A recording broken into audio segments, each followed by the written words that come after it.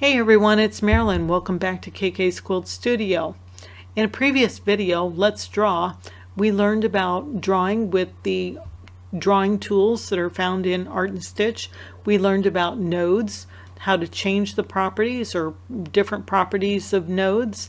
We learned how to delete and how to add different nodes.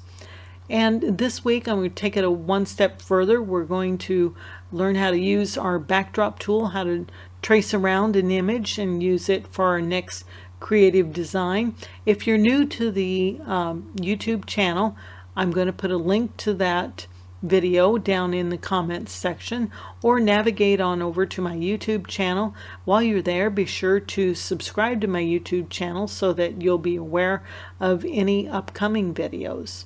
So, and without further ado, let's open up Art and Stitch and get started. So I've opened up a fresh page in Art and Stitch. We're not going to need our navigator tool, so I'm going to click the little X and close out the box. If you want to open back up the navigator tool, just hit the N key on your keyboard. That's N for navigator. We're going to move over here to our backdrop tool found in the lower portion of your first vertical toolbar.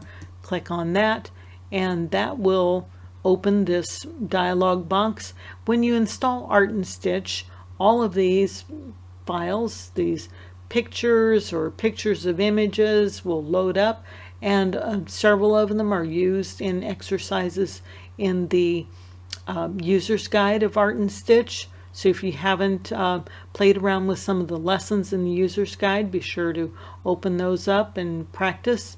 We're going to go to the folder called My Art and Stitch Backdrops.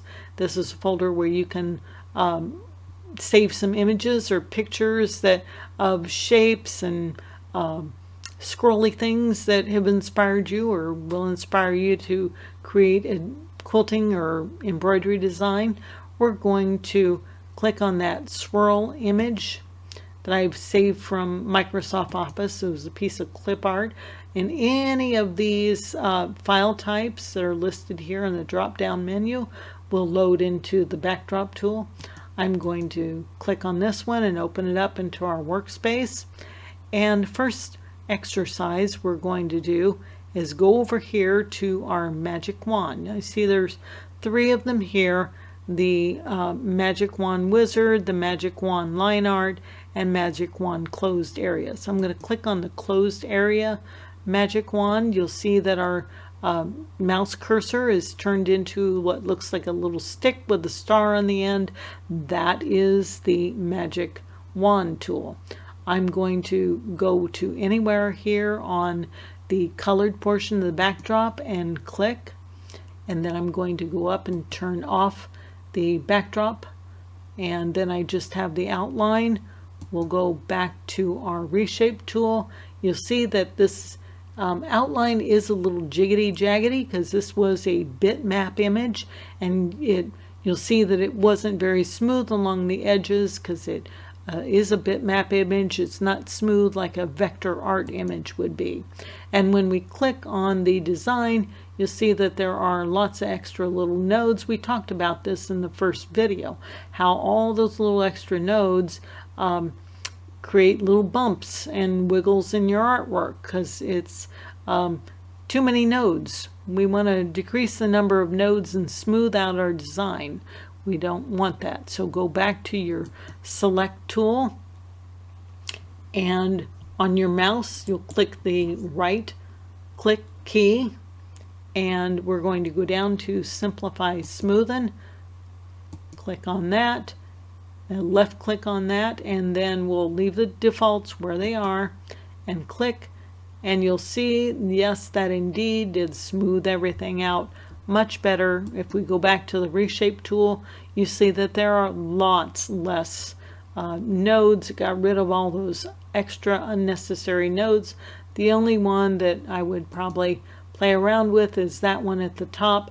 I'd reshape it like we went over in the first video. So you can use those handlebars to kind of reshape that. So remember, most of these designs we're going to be using today are available in the backdrop tool. This is the only one that I imported from somewhere else. So I'll click on a new page. We'll go back to that backdrop tool. I'm going to navigate up one step back to our backdrop folder, and we're going to scroll all the way down. Now you have all these designs, like I said, in your Art and Stitch program. You just need to find the Art and Stitch backdrops folder. So I'm going to load this file called Flower to Try. Open that up, and it looks like an embroidered image. Now it isn't a stitch file, it's actually a picture of a stitch file. And so we'll go back to that tool we used first, the magic wand, and I'm going to click on this area, the lighter portion of this green, and we'll turn off our backdrop tool. I'll try clicking on it one more time, and there we got something kind of ugly. It's got way too many ins and outs, but we turn back on that backdrop, you'll see that there's lots of colors, and that backdrop tool is just trying to do what it's supposed to be doing. It's looking for, and it works better with solid colors. So this drawing has a lot of shading in it, a lot of extra detail, so it is not going to give us quality lines or line art. So this one isn't going to be appropriate for this type of backdrop image. So let's open a new page, go back to our backdrop tool, and import or bring in, open that Flower to Try file again for the backdrop. Okay, so we're going to have to use this as a outline to actually trace around. So the first thing I want you to do over in the Properties menu, on the Properties tab, we're going to click on the scroll bar there and move it over a little bit so that we lighten up the image. Don't forget to click Apply. So now that gives us a little better, little easier to see, so that we can trace around it. I like using 3-point arc when I do this. So I'm going to start off the image first. It's easier, I find, to connect up if I actually have that point out here in the off the image. And I'm going to click. Remember, this is like a dance. 1, 2, 3. There's my third tool. That's our third click. That's a cusp. And then I'm going to click, and I'm just going to do this real fast. Don't worry if there's a gap, we can come back and reshape that. I'm going to go all the way over, 2, 3, 2, and 3, 2, and 3. We'll just trace around this, and anytime you want to change directions, hit that third click, 2, 3, 2, and 3, and top of the curve into the valley, top of the curve into the valley, top of the curve into the valley. Remember, if you mess up and you go over too far without clicking in the valley, just hit the backspace key on your keyboard to back out into the valley, top, into the valley, top of the mountain, into the valley. And then I'm going to come back out to make the end drawing so I can connect that up. Go ahead and click on Select. We'll turn off our backdrop. I'll turn it back on, do some reshaping. Let's go back to this point and drag this one in a little tighter. This one in a little tighter. So see, we can reshape or move points or drag points in, just like we learned in the first video. I think that one looks pretty good. We'll go ahead and turn that backdrop off. Going to go back to my select. I'm going to copy and paste and flip that design, drag it over till my starting point, that point that I created, matches up. Go back to sequence view, select all items. I'll hit the space bar to kind of center my design. I'll select that upside down flower. I want it to actually meet up with that. Use my reshape tool. I can tie those designs together simply by clicking on the node, holding down the T key and tying together. We'll go back and select all. I'm going to get a preview, and there's a cute little design you could use as a border or as an edge to edge. You get the picture. Okay, let's start with another fresh page. Let's go back to that backdrop tool. This time we'll pick everybody's favorite, chocolate.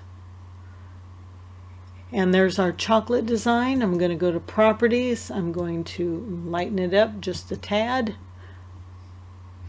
And this time we're going to draw with our pencil. I know a lot of you like to use tablets, or if you have a touch screen on your monitor.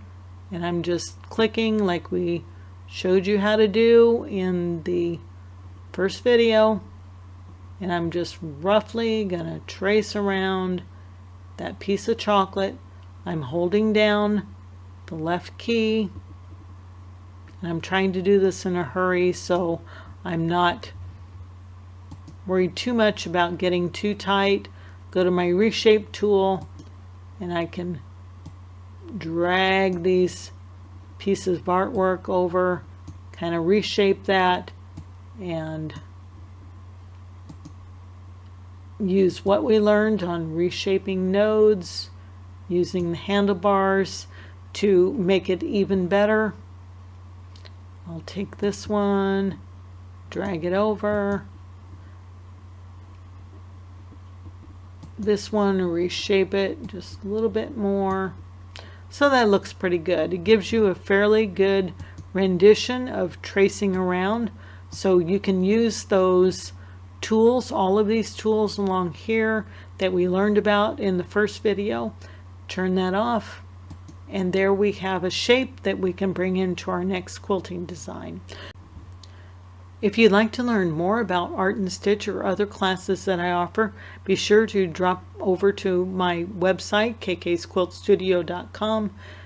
From the classes drop-down menu, click on software training, take you to the page where I offer classes in Art and Stitch Base and Plus and so much more. And don't forget to join me in any number of social media platforms. I have a message board called Digital Quilting Bee, where we talk about all things computerized and quilting. Join my Facebook group, the Art and Stitch Pro Stitcher Digital Quilting Fuse.